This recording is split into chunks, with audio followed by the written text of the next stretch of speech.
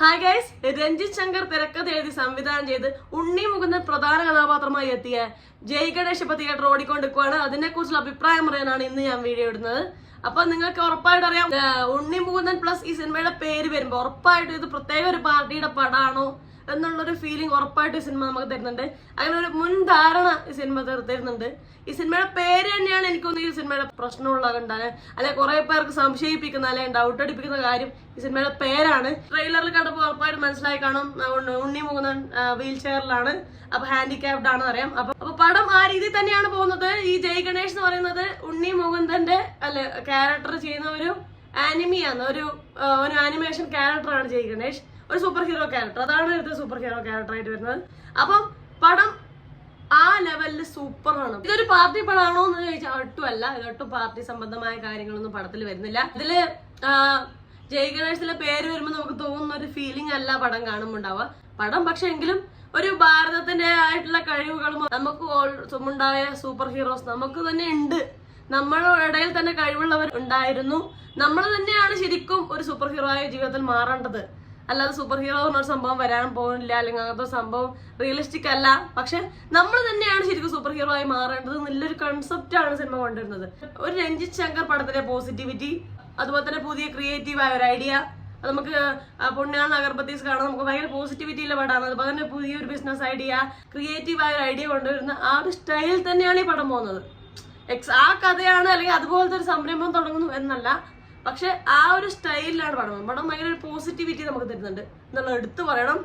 പിന്നെ പറയേണ്ടത്, ഇനി പടത്തിന്റെ ഫസ്റ്റ് ഹാഫ് എന്ന് പറയുന്നത് ഈ ഉണ്ണി മുകുന്ദൻ ക്യാരക്ടറിന് നേരിടേണ്ട കുറച്ച് ബുദ്ധിമുട്ടുകളും നേരിടേണ്ടി വരുന്ന മാനസികമായ ആ പിരിമുറുക്കം കാര്യങ്ങൾ വളരെ നന്നായി പോർട്രേറ്റ് ചെയ്തിട്ടുണ്ട്. അതിൽ ഒന്ന് രണ്ട് സന്ദർഭങ്ങൾ എനിക്ക് മറക്കാൻ പറ്റില്ല. കാരണം ഞാനും കൂടെ കടന്നുപോയൊരു സന്ദർഭം ആയതുകൊണ്ട് തന്നെ എനിക്ക് ആ സംഭവങ്ങളെല്ലാം ടച്ച് ചെയ്തിട്ടുണ്ട്. കാരണം നമ്മൾ ഡെയിലി നമ്മൾ പുറത്ത് പോകുമ്പോൾ ആൾക്കാർ പറയുന്ന സിമ്പതി കാര്യങ്ങളൊക്കെ നമ്മൾ ഭയങ്കരമായിട്ട് ഇറിറ്റേറ്റ് ചെയ്യും. അത് ഡെയിലി നമ്മൾ ഒരാളെയല്ല കാണേണ്ടി വരിക. നമ്മളെ കാണുന്ന അല്ലെങ്കിൽ ഈ രീതിയിൽ ഉള്ള അവസ്ഥയിലുള്ള ഒരാളെ കാണുന്ന പലരും ഇങ്ങനെ പറയും. അങ്ങനെ 5-10 ആൾക്കാരോ ഡെയിലി ഇങ്ങനെ പറയുന്ന കേൾക്കുമ്പോൾ നമുക്ക് ഉണ്ടാകുന്ന ഇറിറ്റേഷൻ കാര്യങ്ങളൊക്കെ നന്നായി കൊണ്ടുവന്നിട്ടുണ്ട്. അതുപോലെ തന്നെ ഈ ഒരു അവസ്ഥയിൽ ഇരിക്കുമ്പോൾ നമുക്ക് വല്ലാത്തൊരു ദേഷ്യം ഉണ്ടാവും. കാരണം നമുക്കൊന്നും ചെയ്യാൻ പറ്റുന്നില്ല. ആ ഒരു അവസ്ഥ നമുക്ക് മാറാൻ പറ്റുന്നില്ല. നമ്മൾ എത്ര പരിശ്രമിച്ചിട്ടും എന്തുവേണം അതിനുവേണ്ടി ചെയ്തിട്ട് മാറാൻ പറ്റില്ല. അപ്പോൾ ഒരു ദേഷ്യം ഉണ്ടാവും, വല്ലാത്തൊരു വിഷമം ഉണ്ടാവും. കാരണം ഇതൊക്കെ സിമ്പതി കാര്യങ്ങൾ. അതുപോലെ നമുക്ക് മറ്റുള്ളവരെ പോലെ ചെയ്യാൻ പറ്റുന്നില്ല, മറ്റുള്ളവർ ഡാൻസ് കളിക്കുന്നത് പോകുന്നത് നമുക്കൊന്നും ചെയ്യാൻ പറ്റുന്നില്ല എന്ന് കാണുമ്പോൾ അത് വല്ലാത്തൊരു വിഷമം ഉണ്ടാവും, വല്ലാത്തൊരു നിരാശ ഉണ്ടാവും. ഒരു ഘട്ടം കഴിയുമ്പോൾ ഒരു നിരാശയായിട്ട് മാറും. അപ്പൊ ആ ദേഷ്യം, വിഷമം, നിരാശയിൽ അടിപൊളിയായിട്ട് സ്ക്രിപ്റ്റിലുണ്ടായിരുന്നു. അത് സൂപ്പറായിട്ട് ഉണ്ണി മുകുന്ദൻ നമ്മൾ സ്ക്രീനിൽ കൊണ്ടുവന്നിട്ടുണ്ട്. അടിപൊളിയായി അഭിനയിച്ചിട്ടുണ്ട്. എനിക്ക് തോന്നുന്നു ഇതുവരെ അഭിനയിച്ചിൽ വേണോ അത് ബെസ്റ്റ് അഭിനയം എന്ന് വേണം പറയാൻ. പുള്ളിക്കാരൻ കുറെ കഷ്ടപ്പെട്ടിട്ടുണ്ടെന്ന് പറഞ്ഞു. വീൽ ചെയറിൽ തന്നെ 10 ദിവസം ഇരുന്നിട്ടാണ് ഇതൊക്കെ മൊത്തം ഷൂട്ട് ചെയ്തതെന്ന് പറഞ്ഞു. അപ്പൊ കുറച്ചധികം ബുദ്ധിമുട്ടിയെടുത്ത പടമാണ്. അത് കാണാനുണ്ട് കേട്ടോ. അത് ക്ലൈമാക്സിന്റെ അടുത്തൊരു സീൻ വരുന്നുണ്ട്, ഒരു ചേഞ്ചിങ്, ഒരു ക്രൂഷ്യൽ സീനായിരുന്നു. അപ്പൊ ഉണ്ണി മുകുന്ദന്റെ ചേഞ്ച്, മാറ്റം, അതിനു വേണ്ടി എടുത്ത കാര്യങ്ങളെല്ലാം കിടലായിട്ടുണ്ട്. വേറെ ലെവൽ അഭിനയമായിട്ടുണ്ട്. ആക്ച്വലി നമ്മൾ ഓരോരുത്തരും സൂപ്പർ ഹീറോ ആണ് എന്നാണ് പടം പറഞ്ഞു വെക്കുന്നത്. കാരണം നമ്മൾ എല്ലാവരിലും ആ ഒരു കഴിവുണ്ട്. ഇപ്പൊ ഈ ഫസ്റ്റ് പാർട്ടൊക്കെ ഞാൻ പറഞ്ഞു, നേരത്തെ പറഞ്ഞ പോലെ ഉണ്ണി മുതൽ നേരിടുന്ന പ്രശ്നങ്ങൾ, അത് മാനസികമായും ശാരീരികമായും നേരിടുന്ന പ്രശ്നങ്ങളും കാര്യങ്ങളൊക്കെ ആയിട്ടാണ്. പക്ഷെ അതൊട്ടും ബോറടിപ്പിക്കോ നമ്മൾ സെന്റി അടിപ്പിക്കോ അങ്ങനെയൊന്നും ചെയ്തിട്ടില്ല. സെക്കൻഡ് ഹാഫിൽ എത്തുമ്പോൾ അതൊരു ത്രില്ലർ മോഡിലോട്ട് മാറുന്നുണ്ട്. ത്രില്ലിംഗ് നല്ല രീതിയിൽ രസമുണ്ടായിരുന്നു. അപ്പോൾ ഓൾ ടൂത്തർ പടം നോക്കുവാണെങ്കിൽ നല്ല രസമുണ്ടായിരുന്നു, നല്ല എൻഗേജിങ് ആയിരുന്നു. ഇവിടെയും ബോറടിപ്പിക്കോ ലാഗ് അടിക്കുകയോ ചെയ്തില്ല എന്നുള്ളതാണ്. ഇമോഷണൽ അല്ലെങ്കിൽ വിഷമമുള്ള സന്ദർഭങ്ങളൊക്കെ കാണിച്ചിട്ടുണ്ട്, പക്ഷെ അത് ഓവർ ഡ്രാമാറ്റിക് ആക്കിയിട്ടില്ല എന്നുള്ളത് എനിക്ക് തോന്നി. ഈ പടത്തിന്റെ പ്രധാന പ്രശ്നത്തിന്റെ പേരാണ്. കാരണം പേര് കാരണം കുറെ പേര് ഈ പടത്തിന് പോവില്ല എന്ന് തോന്നുന്നു. കാരണം ഓൾറെഡി ഇങ്ങനെ ഒരു പേര് വരുമ്പോൾ ഓൾറെഡി എല്ലാവരും വിചാരിക്കുന്നത് ഈ രീതിയിലുള്ള പടമാണ് എന്നുള്ളൊരു ആ ഒരു തെറ്റിദ്ധാരണ ഉണ്ടാവാൻ സാധ്യതയുണ്ട്. ഒരു കാലഘട്ടം കഴിഞ്ഞ് നമ്മളുടെ കഴിവുകൾ, നമ്മുടെ രാജ്യത്തെ കൂടുതൽ മുന്നോട്ട് കൊണ്ടുവരണം, അല്ല കൂടുതൽ പ്രൗഡ് ആക്കണം എന്നൊക്കെ ഇതിൽ തോന്നൽ വരുന്ന ഒരു കാലഘട്ടത്തിൽ ഈ പേര് നമുക്ക് ഇടാം.